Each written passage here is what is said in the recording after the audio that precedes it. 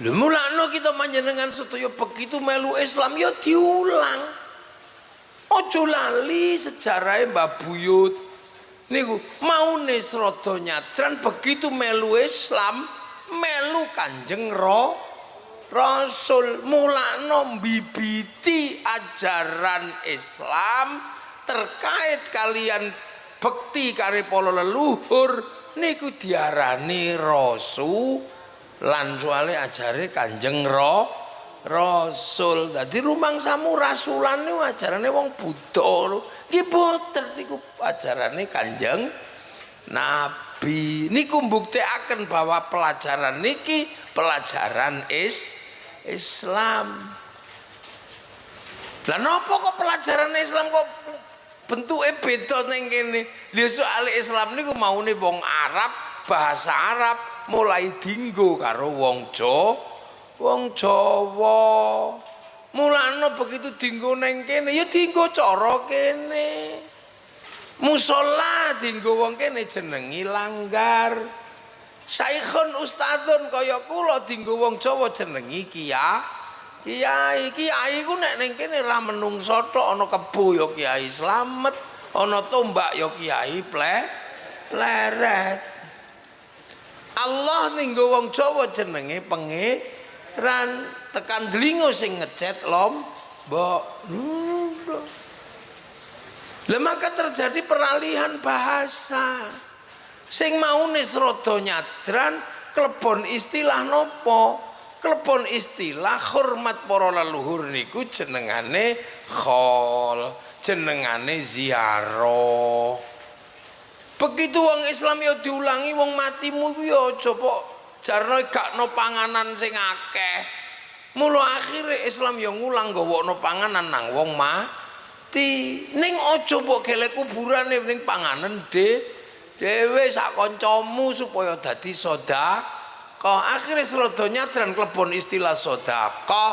Akhire ana istilah sedekah bareng dilakoni sedekahan. Bareng sing disedekahi wis mati ning jero bumi, mula ana istilah sedekah bumi. Ning niku ajarane Kanjeng Nabi, mula diarani ajaran Rasul jenenge rasulan.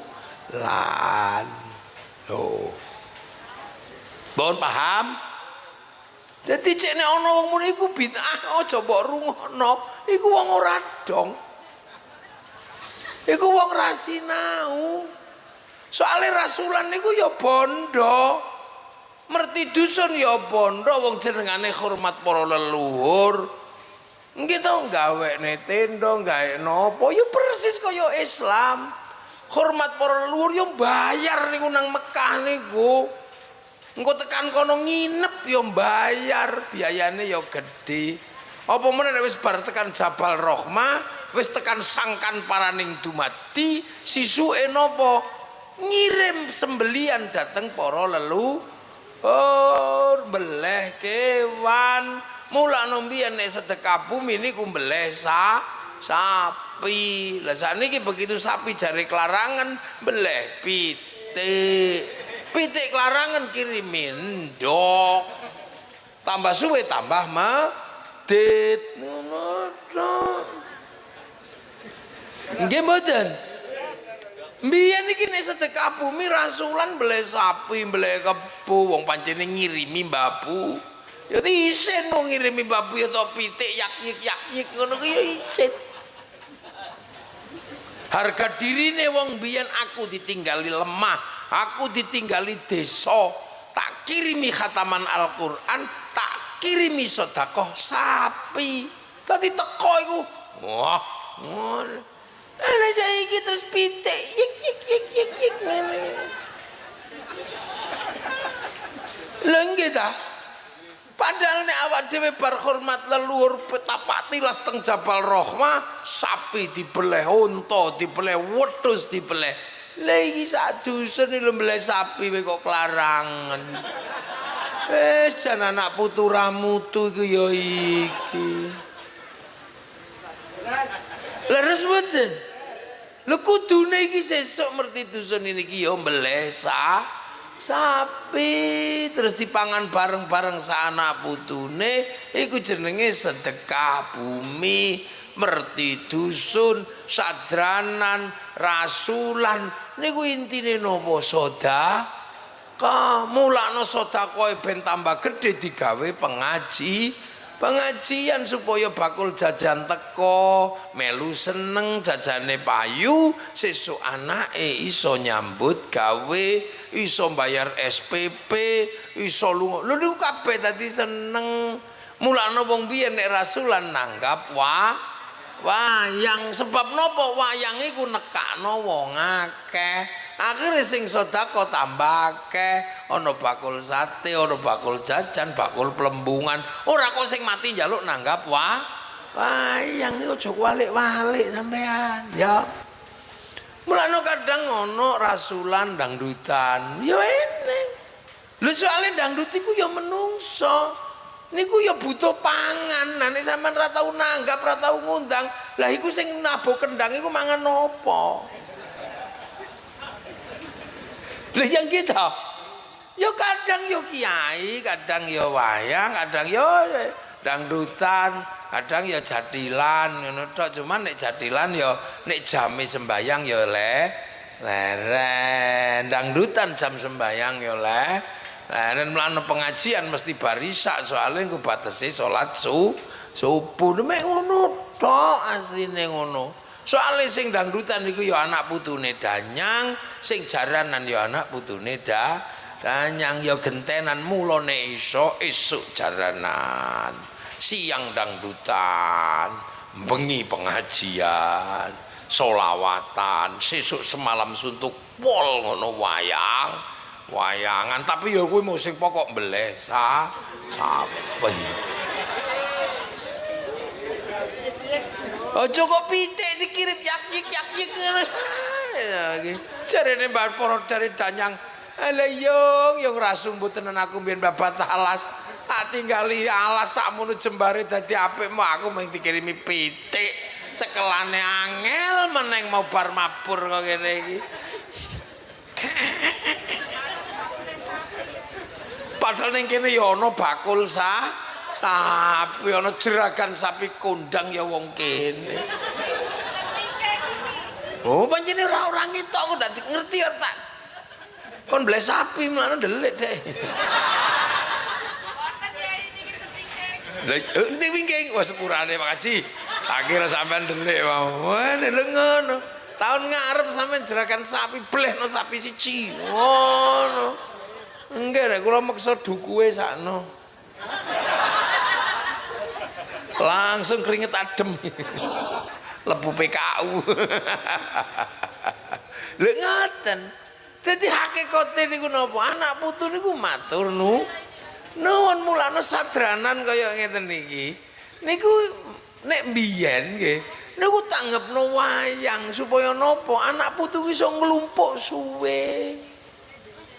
Ngrasakno nglungguhi para dangyang didongakno suwe. Soale napa mbiyen para dangyang niku nek nunggoni anak ya klaten ya sabar. Kaya sampeyan ngono lah nek anake mriyang wae ora turu 2 dina. Dilakoni bot-bote apa? Saking kepengine anak putu niku uripe enak. Lah saiki kualike sampean lagi ndongakno para dangyang ya sing suwe aja kesusu bali. Wong-wong tuwa momong anak ora kepengin wis. Lah kok sampean dadi wong enom ngopo ngurusi wong tuwa gek ndang wis ya aja ngono.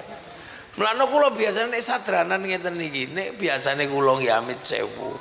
Kula teko ning nggon pengajian niku minimal jam 12. Paling cepet. Lho soalnya nggo nglatih sampean nek ndongakno Mbah Buyut niku ayo dirasakno. Wong Islam niku tilik petilasare Nabi Adam niku ngrasakno temen kongkon lungguh sedina. Ora entuk lunga, masih semaput kon gledhakke ning kono. Begitu sampean ora gledhak ning kono, ora klebu hajine lho. Kon lungguh ning kono sedina. Sampean kudu nginep ning Musdalifah sewengi. Cek ngrasakno betapa dulu nenek moyang kita perjuangannya berat. Ora mek kok terus sak jam tit lunga. Kene iki lunga pengajian grimis titik mlayu. Padahal sampean biyen diperjuang nih Mbah Buyut, aja meneko grimis sampai udan bledek tetap bertahan untuk anak cucu. Lu ngono kuwi. Dan niku ilmune sadranan rasulan niku ngoten niku. Enggak, apa meneh kok ngeten iki top lho, engko bare udan-udan yo ngene. Iki mesti Mbah Buyut mbiyen bagian pengairan nih.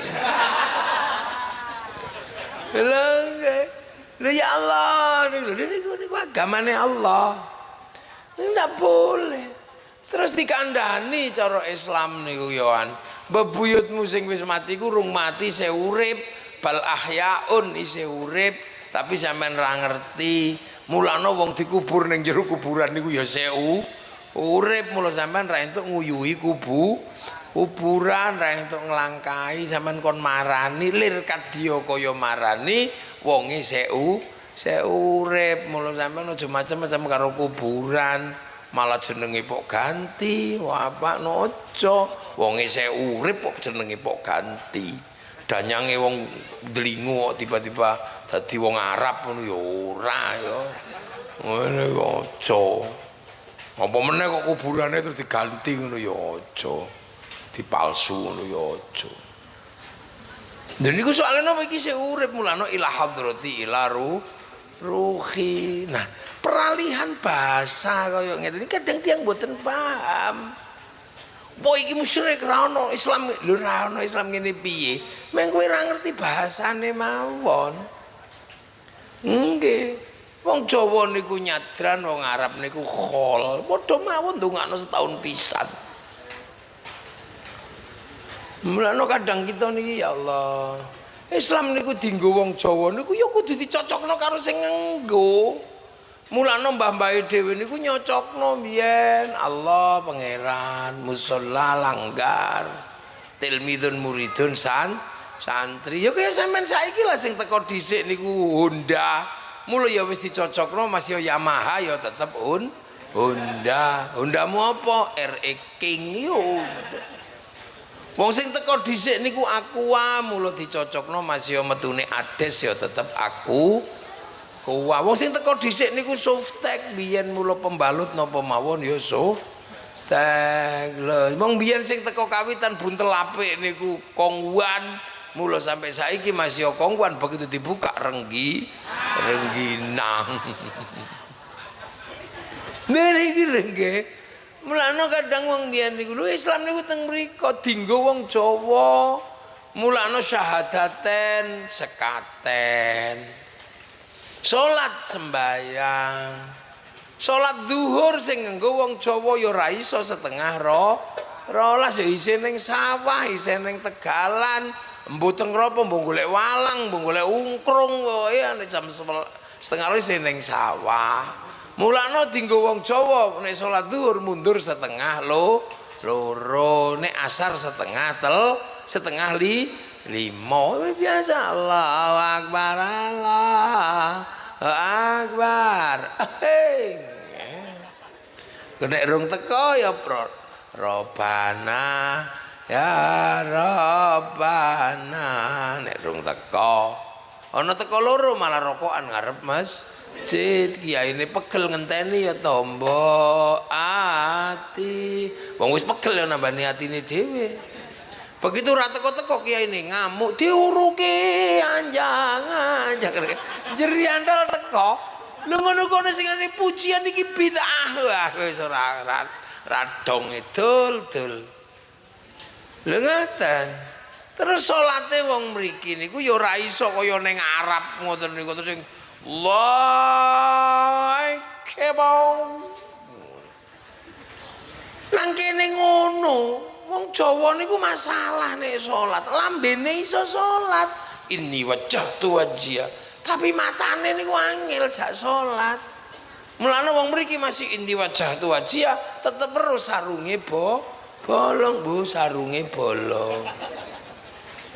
Allahu Akbar. Ono ting ting ting bakso. Ki ngopo mau ra teko saiki teko. Bismillahirrahmanirrahim. Sami'a isma rabbikal a'la alladzi khalaqa fasawwa. Suwe. Mulane mriki sing cepet.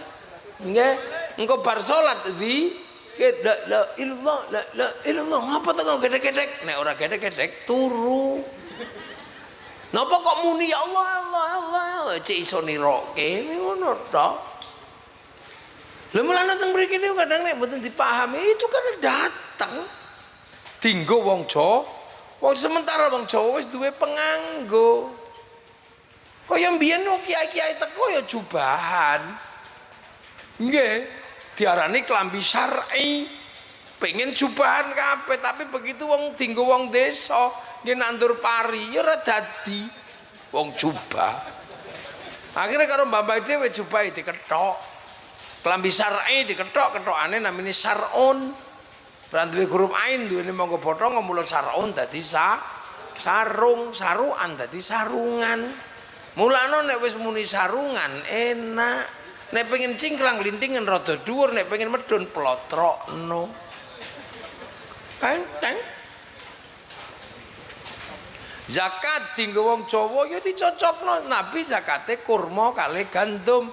Mriki panganane telo ya zakate tiwul. Zakate beras, zakate jagung. Poso dinggo wong kene luwe angel. Soalnya teng mriki niku nek metu ka omah weruh banyu, weruh uwit ning Arab weruh padang pasir ra kepengin mangan. Wong kene mulane nek metu ra kusuk.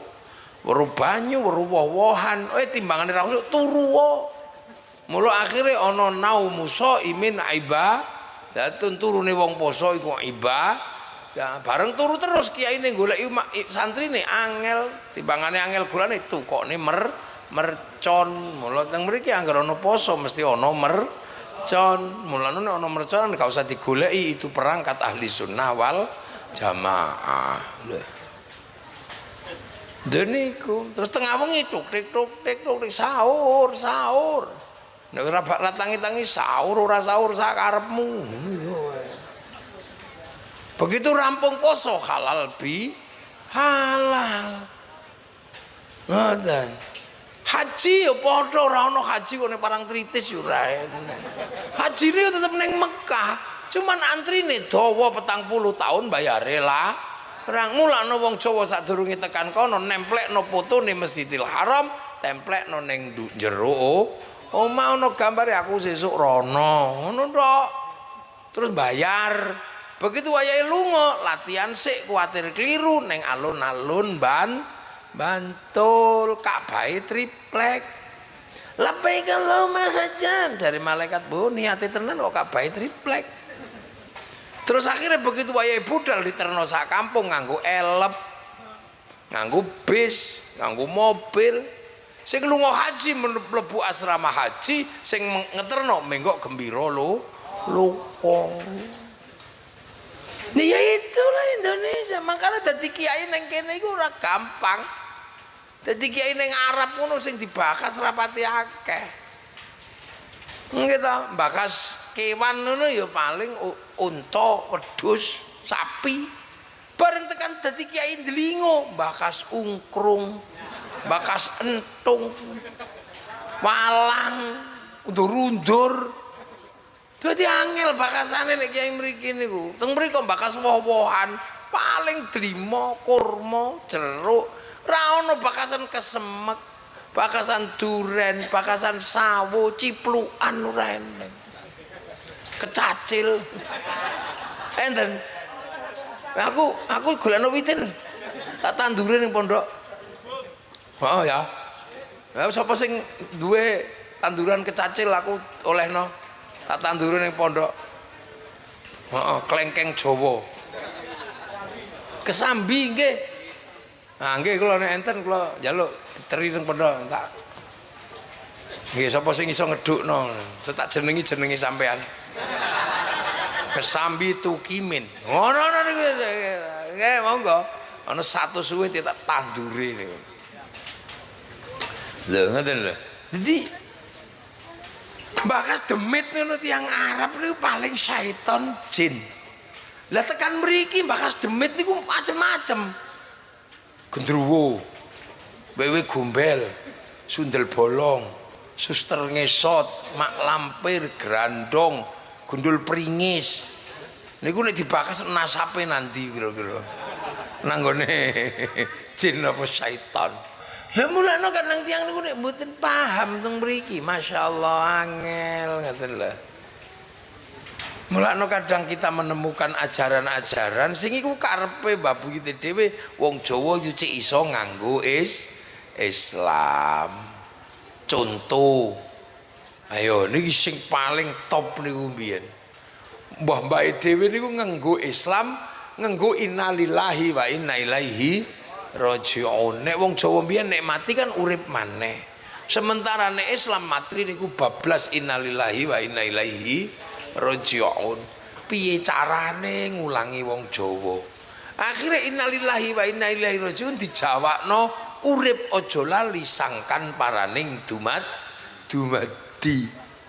Supaya ora lali sangkan paraning dumadi ben ngulangi gampang digawekno nyanyian soalnya wong Jawa niku senengane nyanyi. Mulane wong Jawa niku pancen ket biyen hobine nyanyi. Mulane dijak selawatan ya seneng, dijak dangdutan ya seneng, apa pokoke anggere ana lagune. Mulane musik rap iku ora payu ning kene wong ora ana lagune. Jam 9 aku makan, setelah itu aku mandi. Habis itu pergi sekolah, terus ngising. Ngono ya. Ya ora payu ora ana lagune. Tapi nek ana lagune ya seneng soalnya wong Jawa niku hobine nglagu. Wong Jawa niku ana mentok nyanyi tok, mentok tak kandhani, wong mentok kok dikandhani. Ana lentang ya yen ning tawang ana lentang. Cahayu nembang. Mero bebek niku ya nyanyi, bebek adus kali nututi sabun mandi. Ket kapan ana bebek ora nututi sabun mandi. Mero pipa niku lho nyanyi. Tak tutuk nganggo pipa ledeng nyanyi. Bojo minggat kok bernyanyi nek wong Jawa niku. Ndang Bali Sri nyanyi. Lho sampai kadang saking nemene niku teng beberapa tempat silit niku dinyanyekno. Demok silit kudi kena yo kan endang jebol. Lho mula sampai saniki niku angger nyanyi niku gampang dieling-eling.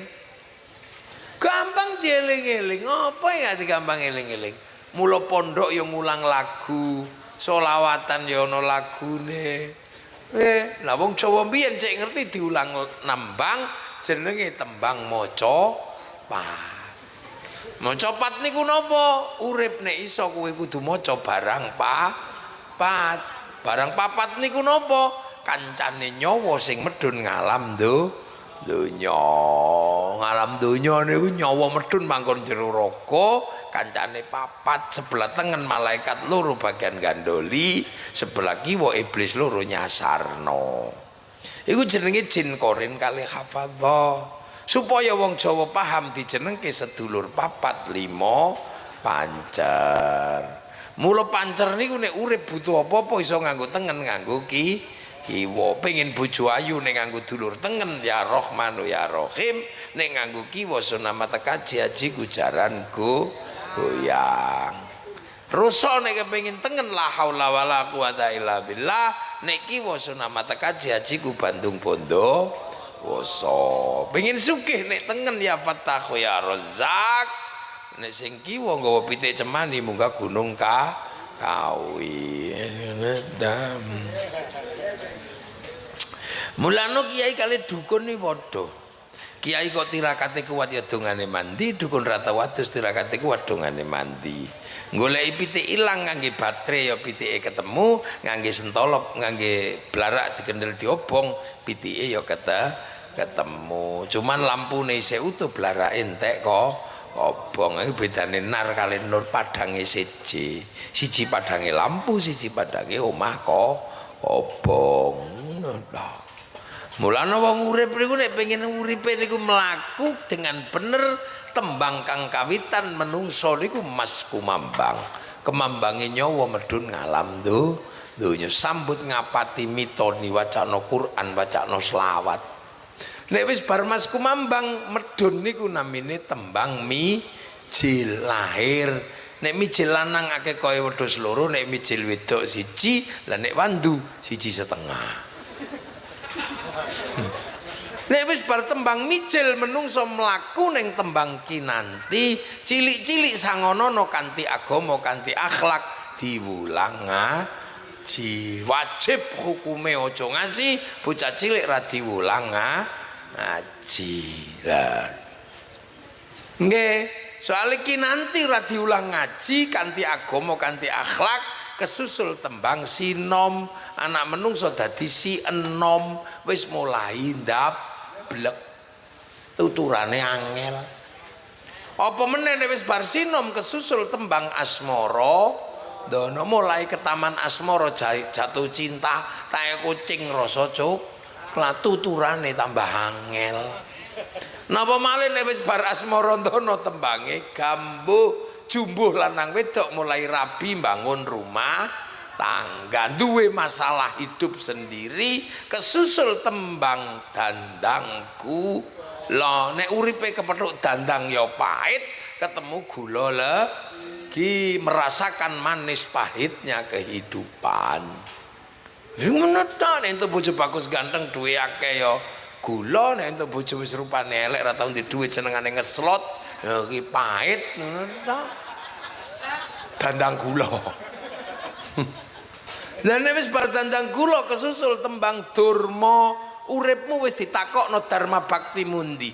Nek di bondo ndi dharma bakti bandamu, nek duwe ilmu ndi dharma bakti ilmumu, nek di tenaga ndi dharma bakti tenagamu. Ayo. Nek duwe ilmu ngulango, nek duwe bondo mbanguno, nek duwe tenaga rewango sing apik. Buah kehidupan harus ada. Nek sampai uang urip kok durma dharma baktine ra ono, hati-hati bar ngono menungso kesusul tembang pangkur, wis wayahe mungkur, dengkul wis mulai linu, untu wis mulai protol, mripat wis lamur. Ayo, sing maune salak kletak pecah saiki mangan jadah we untune copot. Maune nguber celeng sedina ping 5 kuat, saiki nguber putune ra gelem adus melet meh. Iku wis iku pangkur wis nang mungkur. Sing maune tato naga mangap kok wis mengkrep dadi gambar cacing. Lah iku pangkur wis nang mungkur, wis ngrasakno rasa ribet nang mlebu masjid ra ketang setahun pisan riyaya. Wis nang nglakoni apik. Soale nek ora kok kesusul megat roh, pegat ruhe mati, terakhir tembange pucung sampean meng dipocong suku-suku tok lebokke lawang ciut, wong tuwek jenenge buyut, siap-siap mlebu lawang ciut, petuk malaikat mungkar nakir mesti takoni meneh merebuka Allahu rabbi Allah Allah Allah Allah Allah lambe ae tukune Allah Allah tawapuk pak jare malaikat raqib aja to Kang kok topak tapuk. Lha iki muni Allah Allah iya muni ilat delingo ilat ndodokan ora ndek alibata duwe ono caraka. Nah wis gelem belajar durung to uripe wis lho anggere pengajian ya teko. Lho iki catetane ono ngaji ning kene teko ngene teko kabeh. Oh iya tapi kok turu ora apa-apa nek ngaji sing penting teko nek melek matane ya ngaji, nek ngrungokno ya kupinge ngaji, nek turu bokonge tok ngaji. Ya wis bokonge kon mlebu swarga. Bokong tok Gusti. Lha mulane ngaji ngeten iki sampean teko ngono lungguh wae. Nek rak iki sapa sing ngerokok kok ambune? Jek rokokan rek. Jadi apa mau dadi lali aku. Lha men pokoke tok sing mlebu swarga ngono. Lha men nek ngaji ngene iki teko ngono, sampean turu-turu wae. Lah ora apa-apa, sing penting bokonge bokong lungguh ngene wis. Lah niku mulane sampean nek ana toreko, ngono misale pondok-pondok duwe toreko, ning toreko aja toreko abal-abal, toreko sing tenan melu. Gusti kula apa kiai kula njaluk diulang nyebut asmane Allah. Engko lak diulang nyebut ya Allah ya Allah ya Allah ya Allah ya Allah ya Allah. Nah wong ndas ra iso muni dikongkon gedhe gedhe. Tangan ra iso muni cekeli tasbih, dengkul ra iso muni kongkon sila, bokong ra iso muni kongkon lungguh. Engko lak diulang ya Allah ya Allah ya Allah ya Allah ya Allah ya Allah ya Allah ya Allah ya Allah ya Allah ya Allah ya Allah ya Allah Ya Allah, ya Allah, ya Allah. Ya Allah, ya Allah. Alah iya, ya Allah, ya Allah. Alah suwene. Latihan mawon. Engko suwe-suwe lak iso. Ya Allah, ya Allah ndasik cok subhanallah. Pecak telek masya Allah. Krungu bojo ngoro alhamdulillah tanpa tak tilik aku sik ngerti bojoku sik urip. Lha ngono. Lah nek ora tau sinau belas iku merep bukan merep bukan he pak ditapuk. Wis rampung lebokne neraka wis canggah gulune kek. Dadi wareng wedi ndelok akhirat. Mula pitik wedinan pitik wareng. Cemplung nang neraka diudhek diangkat gantung kaya siwur tutuki modal madil keterangan bodol gecek ajurmu murka ketebok bo. Mula pangkate menungso anak bapak simbabu yo canggah wareng udek-udek gantung siwur tarangan bodol ketebok bo. So lho ngono tok. Nah mulane begitu lagune apa maca padati gekno musik slendro pelok nang ning nang nong nang ning nang nong dang dang gung.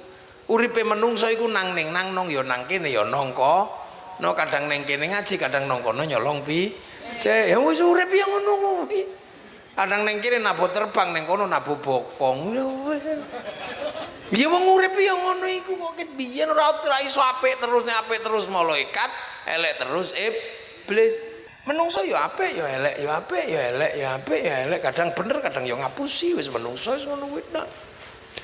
Enggak wis biasa kadang bener kadang nek kepengin entuk pacar wayu ngono. Wah, kewar persis ning ngarepe calon maratuwa. Ya biasa. Engko tekan anu katoke buak langsung jengking. Ya biasa. Wah, kewar jepak. Begitu cintanya ditolak ya wong tuane dibleyer. Wang.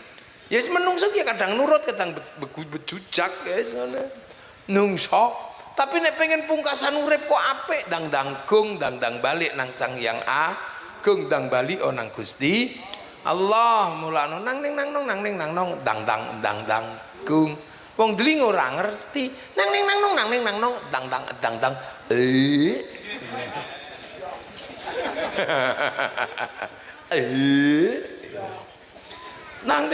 nang ning nang nong dang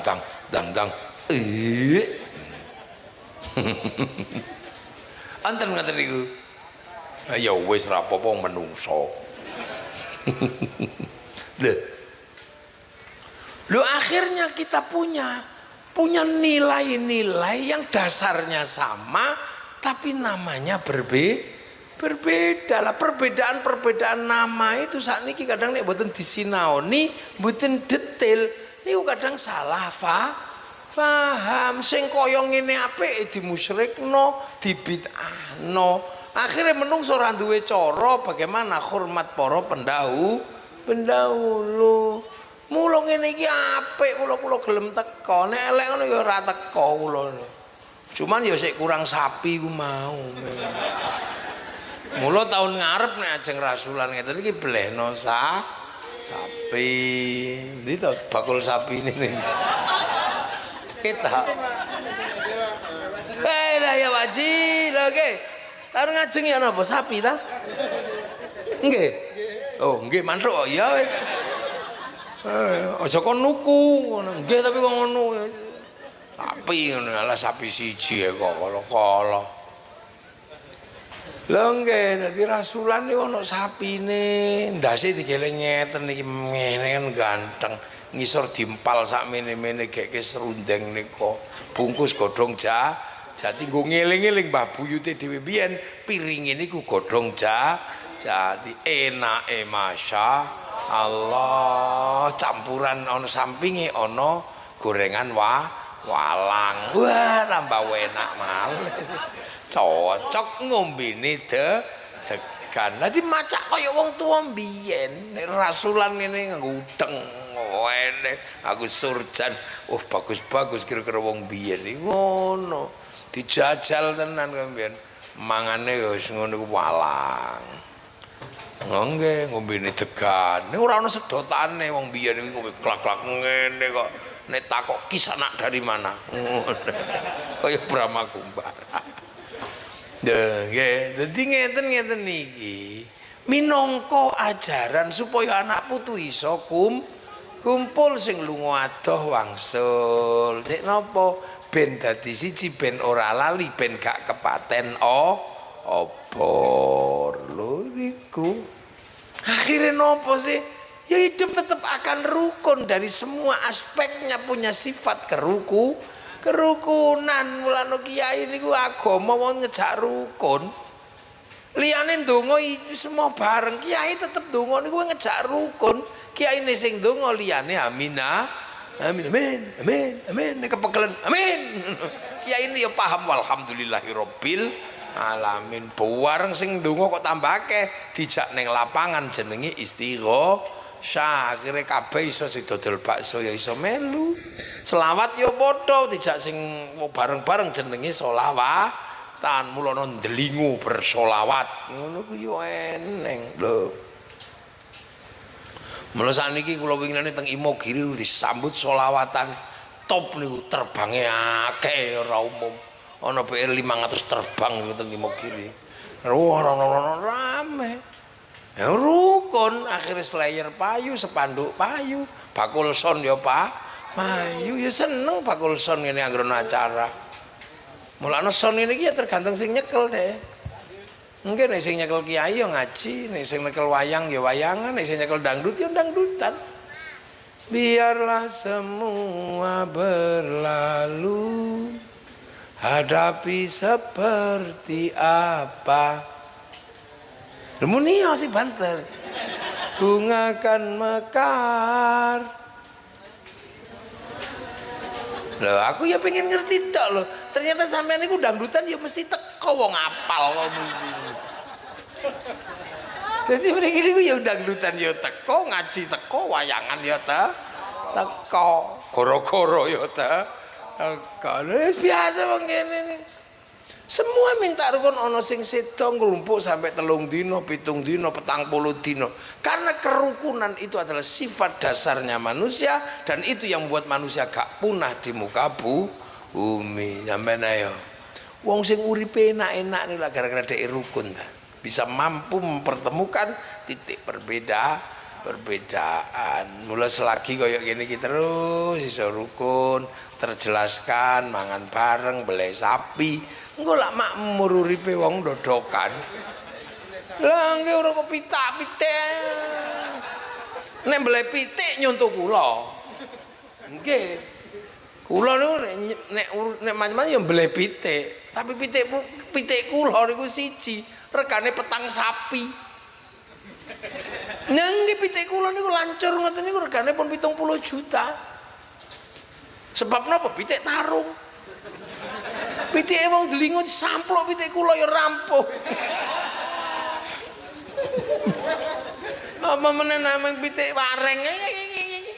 Pitik kula niku pitik apik kabeh tak beleh, mulutan tak beleh, rasulan tak beleh.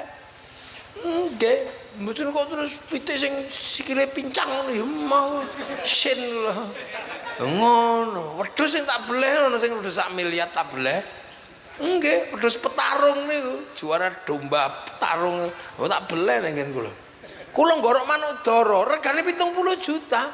Dara balap. Lho dadi nek mung beleh sapi ngono. Lho nggih mbiyen niku enten sapi saking daerah mriki lho. Mbah Bejo niku.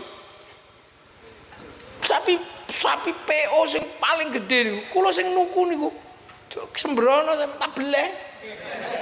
Cek gak sombong-sombongan, ini nilainya punuke wong ngene. Wah, dinilai juara nasional tekan gen kula minta ngono.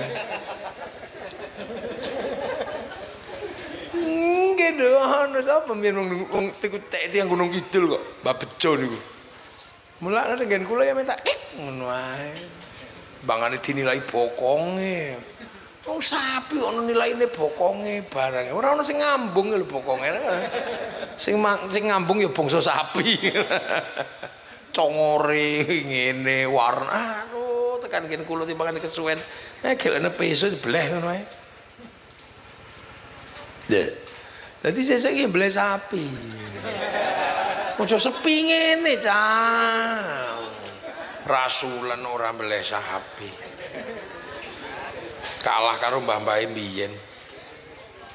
Lah nggih sampean wis ra iso metu diutangno sesar. Ra iso bayar SPP diutangno. Begitu wong tua mati tinggali pitik tok ya. Ora cocok nek kula. Memberatkan. Lho sampean lahir wing ngrepotno wong tua. Ayo gentenan saiki wong tua mati sampean direpotno. Ngono aja.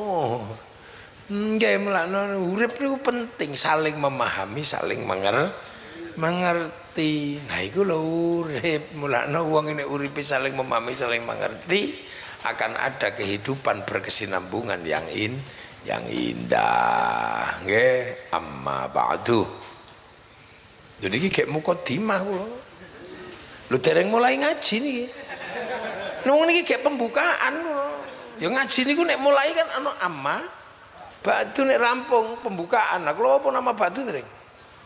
Ya dereng lagi niki amma ba'du mlane tenang mawon to. Wong kula wis kadung mangan walang wau. Walang niku kan energinya turah walang. Mangan sate. Mulane kula niku nek pengen ngaji rada suwe ya sate. Walang ngono ne sapi tambah ono sapine tambah suwe iki. Ya tambah suwe ono sapine ngono nggih wis muga-muga sedaya barokah. Dodokan barokah. Nggih. Terus sari napa? Rejo sari barokah, lingo barokah, sedaya barokah. Nggih. Al-Fatihah. Ghairil maghdubi 'alaihim waladdallin. Amin. Bismillahirrahmanirrahim. Alhamdulillahirabbil alamin. Hamdan na'imin hamdan syakirin hamdan yuwafi ni'amahu wa yukafi'u mazidah. Ya Rabbana lakal hamdu kama yanbaghi li jalali wajhikal karim wa 'azimi sultanik. Allahumma khtim lana bil iman, Allahumma khtim lana bil khair, khtim lana bil qawli la ilaha illallah Muhammadur Rasulullah wa husnul khatimah. Bidzika ya Allah, ighfir lana dhunubana baina ummatina wa masyayikhina wa jaddati wa jaddati masyayikh dodokan ya Allah. Josari ya Allah. Allahumma ighfir lahum warhamhum wa'fu anhum. Allahumma takhrimna ajrahum wa la taftina ba'dahum waghfir lana wa lahum. Allahumma ij'al qabrahum mutamiradil jinan. Allahumma irhamhum jama'an qubur la lahum Rasulullah. Faqim wa narji rabbika radiyatan mardiyah fadkhuli bi ibadati jannati ya Allah. Wa bi aqrabana naskantu min dzurriyyati bi watin ghairi dijalin tabaitikal muharram. Rabbana liyuqimus salata faj'al 'afwan nasi tahwilahim warzuqhum min ath-thamari yashkurun. Ij'al awladana dzurriyyatina dalamina ahlil ma'alil khair al-ibadal muslimin qiyamah fi nusul jami' maqasidana akhiran azkar halatan wa sanduka ya Allah. Rabbana inna sami'na wa inna amanu bi rabbikum fa amanna. Rabbana faghfir lana dhunubana wa kaffir 'anna sayyi'atina wa tawaffana ma'al abrar. Rabbana wa atina ma wa'adtana 'ala rusulika wa qina min qiyamah Rabbana tu'akhidna in nasina wa akhtana. Rabbana tahmilna isran kama hamalna min qabli. Rabbana tuhammilna ma la tuqadir lana bi wa'fu 'anna waghfir lana warhamna anta mawlasana min qawmil kafirin ya karim. Tammim jami' bina'ana bi jalil mustafa sa'il 'alaina ya karim. Tammim bina'ana bi jalil mustafa sa'il 'alaina ya karim. Tammim bina'ana bi jalil mustafa sa'il 'alaina. Allahumma shalli wa sallim wa barik 'ala maulana Muhammadin wa 'ala nurisiyan bi nurihi fi kulli lamhatin wa faslan ma syaa ilmullah. Allahumma shalli wa sallim kamila wa sallim salaman ta'aman wa halul qadam farajul qurab.